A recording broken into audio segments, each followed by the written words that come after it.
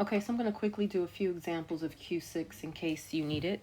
This slide is just a reminder that similar figures, the angles are going to be exactly the same. And the side lengths are going to be proportional, which means they're all going to reduce down to the same fraction.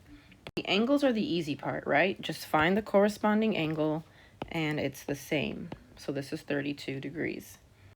This is as difficult as it can get if they turn the shape. Corresponding angle though, 37 degrees. So that's cool. When you're trying to find a corresponding side, you're going to set up a proportion. So you know that this side and this side are proportional. So you're going to say 3/9 is equal to P over 3, right? And so this reduces to 1/3. So P is 1. That would be your final answer. Another one. So I have the two longer sides. So I do small triangle to large triangle equals small triangle to large triangle. Oh, sorry, it's G. I did it in my head.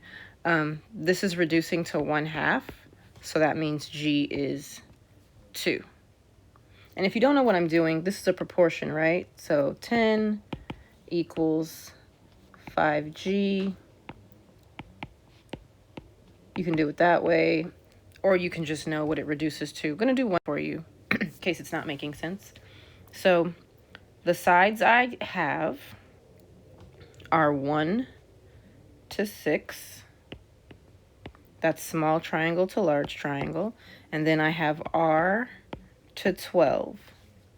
So 1/6 is the same as 2/12. So R, that's sloppy, R would be 2. That's it. That's all there is to it. If it's still not making sense, just send me a message and I will either show you some more examples or find a better video for you.